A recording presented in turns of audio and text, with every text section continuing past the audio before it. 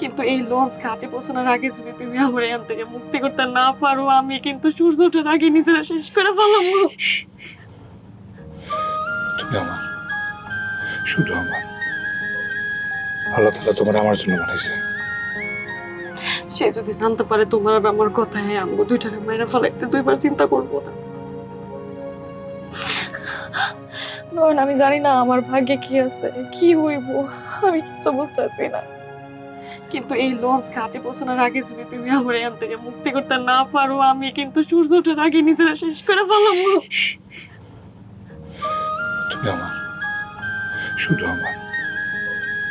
আল্লাহ তাআলা তোমার আমার জন্য বানাইছে। হ্যালো হ্যালো শালার নেট।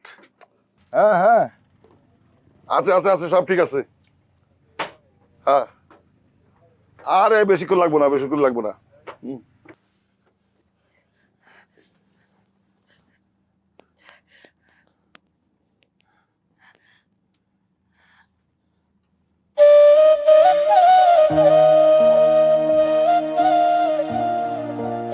আমি তোমার কথা রাখতে পারি নাই নয়ন।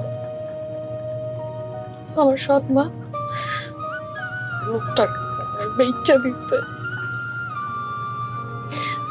আমি তোমার একটা বার জানাইতে পারি নাই। আমার ফোন টোন সব কাইরা নিয়ে গেছে ওরা। আমি ওই দিনই আত্মহত্যা কইরা শেষ করে দিতে চেয়েছিলাম, কিন্তু তুমি যাতে আমার ভুল না বুঝো এই কারণে নিজের প্রাণটারে এখন পর্যন্ত বাঁচাই রাখছি। আল্লাহ যা করে ভালো জন্য করে।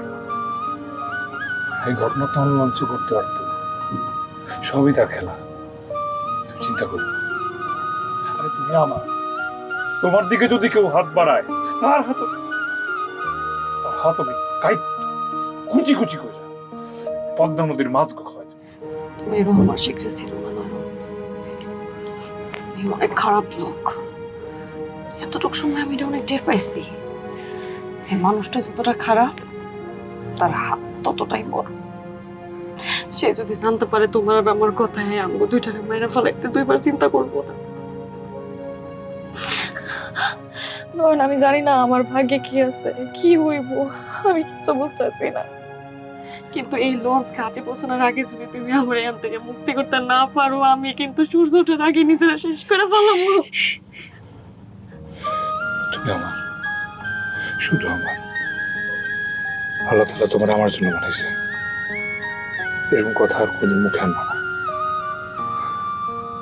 সূর্য ওঠার আগে যদি বাঁচি, দুজন একসাথে বাঁচবো, মরলেও দুজন একসাথে মরবো। তোমার কথা দিলাম, যে করি হোক তোমার মেয়ে থেকে মুক্ত করো।